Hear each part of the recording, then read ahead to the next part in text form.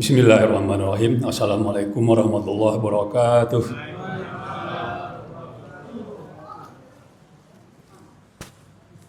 Banyak anak main karambol dari malam sampai pagi. Karena jawabannya belum afdol, salamnya kita ulang sekali lagi. Assalamualaikum warahmatullahi wabarakatuh. Ya, biasa fenomena minggu ketiga Ramadan begitu. Jadi sibuk sekarang ya mempersiapkan Idul Fitri. Alhamdulillahillazi arsala rasulahu bil huda wa dinil haqq liyuzhirahu 'ala dini kullih wa kafa billahi syahida. Asyhadu an la ilaha illallah wa asyhadu anna Muhammadan abduhu wa rasuluh la nabiyya ba'da. Allahumma shalli ala sayyidina Muhammad wa ala ali sayyidina Muhammad. Ibu-ibu, bapak-bapak yang dirahmati Allah, ibadah puasa itu pada hakikatnya berbanding terbalik dengan ibadah-ibadah ritual lainnya. Sebut contoh sholat. Sholat itu kita melakukan sesuatu, berdiri, takbiratul ihram, sujud, ruku dan sebagainya. Wudu, kita berkumur-kumur, membasuh tangan, mengusap kepala, kaki dan sebagainya. Dalam manasik haji, kegiatan-kegiatan aktivitas juga tadi wudu, sholat, lebih banyak kegiatan aktivitas fisik. Manasik haji demikian juga, mulai dari tawaf, sa'i, sampai belum lagi nanti di Arafah, wukuf, di Mina, mabit dan sebagainya. Itu dipenuhi dengan kegiatan fisik.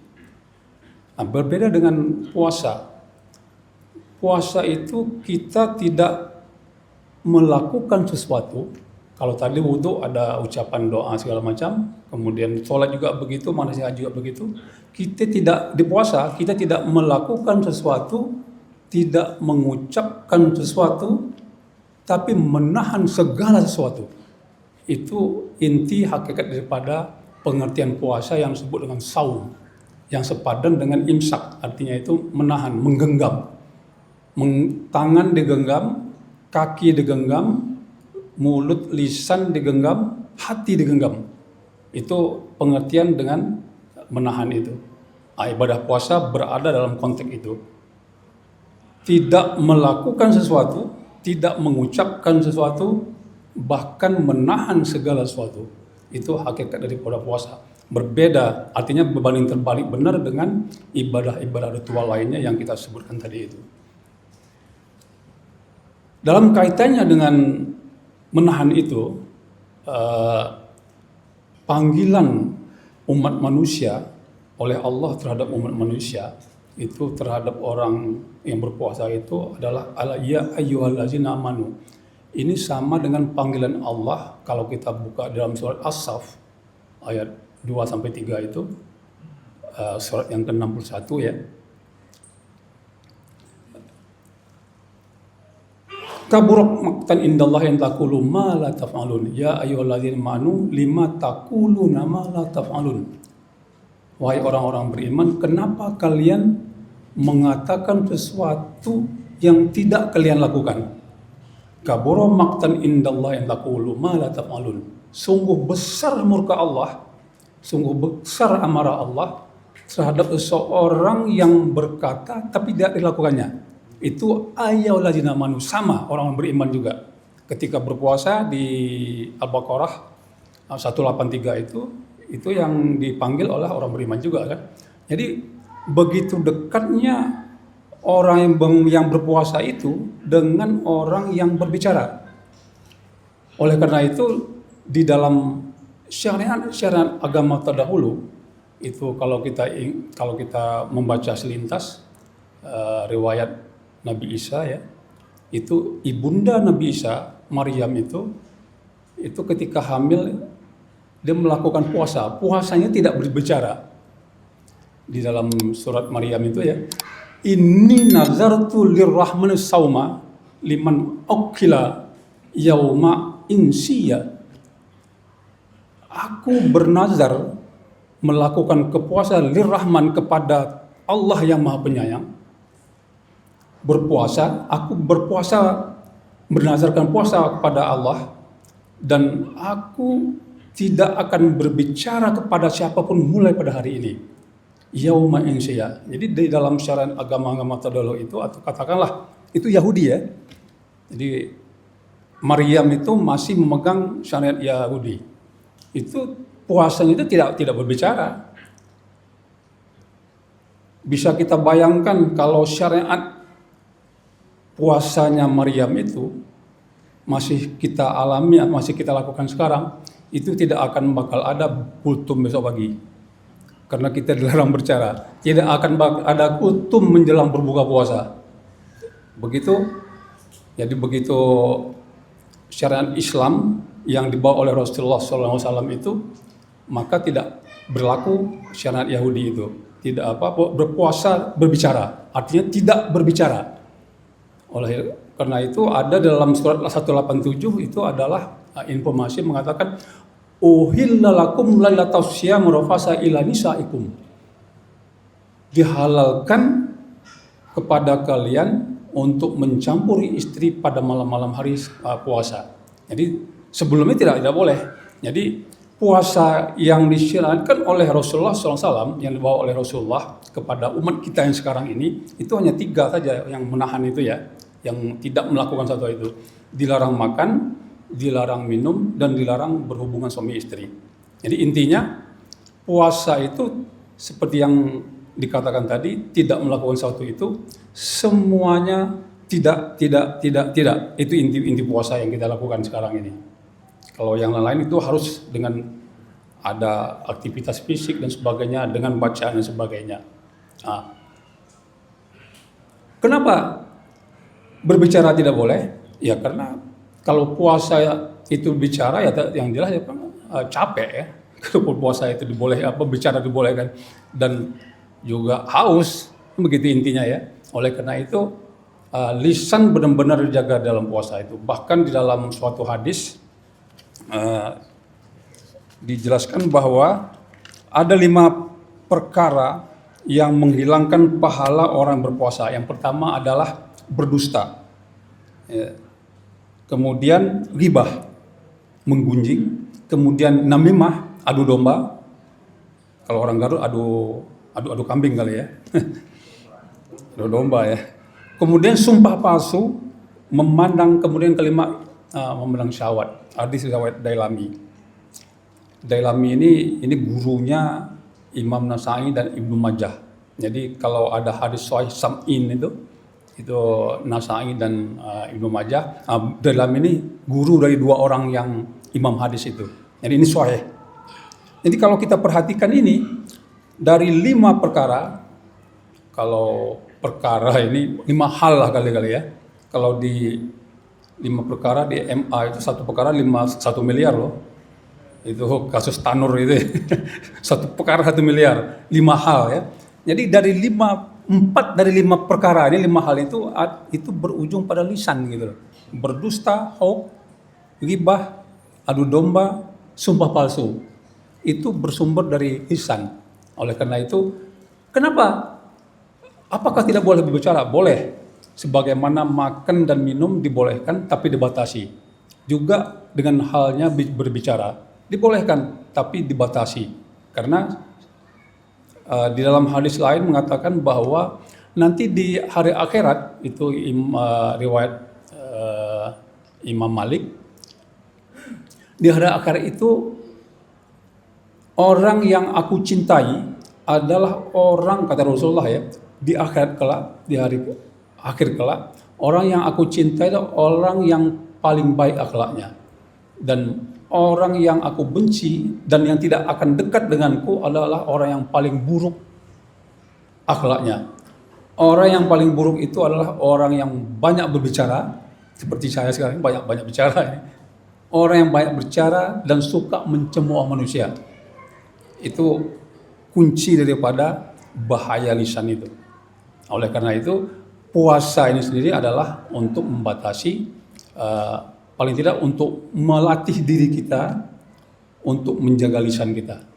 Itu inti daripada menjaga lisan selama berpuasa.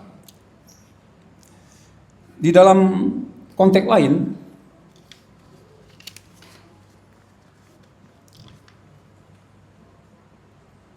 pengertian syam atau imsak yang disebut dengan menahan tadi itu adalah untuk menahan diri, sebagaimana juga nanti ada turunannya di dalam puasa itu. Besok malam kita mulai ya. Itu ada yang kita kenal dengan iktikaf. Itu sama, sepadan pengertiannya, syam, imsak, kemudian iktikaf. Iktikaf itu menahan diri ya, menahan diri, kemudian berdiam diri. Nah, itu turunan daripada imsak. Di dalam iktikaf kita juga dituntut untuk menjaga lisan kita. Yang kita lakukan adalah senantiasa mendekatkan diri kepada Allah dengan berzikir kepada Allah, dengan beristighfar dan sebagainya. Ada beberapa amalannya. Nah, dalam konteks ini kita dituntut untuk selalu berada di dalam suatu keadaan bahwa berdiam diri atau menjaga lisan itu sendiri merupakan suatu ibadah juga. Seperti tadi dikatakan bahwa banyak orang yang berpuasa hanya mendapat lapar dan dahaga saja, kan pada hadisnya ya. Oleh karena itu betul-betul dijaga konteks lisan kita di dalam berpuasa itu. Pentingnya menjaga lisan ini memang banyak beberapa ulama, banyak beberapa tabi'in itu, seperti misalnya kita ambil contoh di dalam agama lain sepertinya, atau saudara kita Hindu itu ada nyepi ya. Nyepi mulai dari 6 pagi 24 jam itu, dari jam 6 pagi hari pertama sampai jam 6 pagi hari kedua, itu 24 jam yang disebut dengan tidak boleh menyala lampu, tidak boleh bekerja, tidak boleh tidak boleh makan minum, ada catur brata itu ya, ada empat dilarang itu, dan itu kondisinya dalam posisi 24 jam. Beda dengan halnya syariat kita tidak, yang dijagakan itu adalah menjaga kita itu adalah menjaga diri, tidak menyiksa diri. Itu syariat Islam, menahan diri kita hanya 12 jam saja. Dalam konteks itulah maka di dalam Rasulullah SAW itu bahkan ya selalu membimbing kita untuk berbicara yang baik.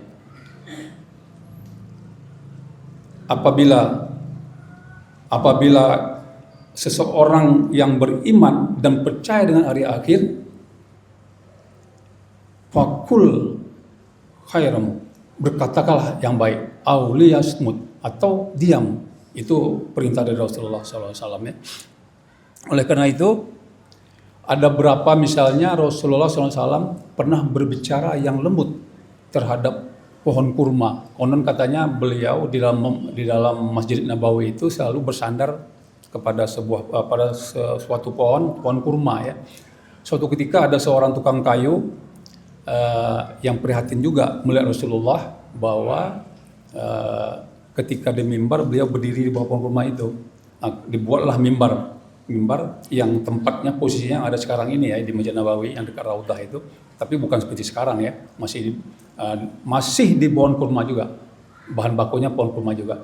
Pohon kurma yang beliau tempat bersandar itu menangis. Itu yang tahu Rasulullah. Kenapa kau menangis kurma? Aku akan engkau tinggalkan karena engkau mendapatkan tempat mimbar yang baru. Apakah engkau, kata Rasulullah, apakah engkau memilih tinggal di Masjid Nabawi itu atau di surga? Aku lebih memilih surga, Rasulullah. Ya baik, kalau begitu aku gunakan pohon kurma yang dibuat oleh tukang kayu ini. Tukang kayunya bukan tukang kayu Mulyono gitu ya. Dibuatlah mimbar dari pohon kurma itu. Oleh karena itu Rasulullah mengatakan pada pohon kurma itu, af'al, insya Allah kamu akan tumbuh di surga. Konon katanya nanti di satu-satunya kurma yang tumbuh di surga, kurma yang berbicara dengan Rasulullah ini. Terakhir, Nabi Isa pernah berjalan kemudian melintas seekor babi gitu ya. Lewatlah seekor babi. Lewatlah kamu dengan selamat. Ada seorang hawariyunnya, sahabatnya mengatakan, engkau mengatakan seperti itu kepada seekor babi? Iya, kata Nabi Isa alaihissalam. Aku takut lisanku mengatakan kata-kata yang kotor. Nah itu. Ya, di mimbar ini saya mengatakan khinzir, kok di masjid mengatakan khinzir, babi gitu ya. Di dalam Al-Quran paling tidak 5 kali kata khinzir, kata babi itu disebut. Itu dalam Al-Baqarah, Al-Maidah 2 kali, An-Nahl ada ya. Itu kata khinzir.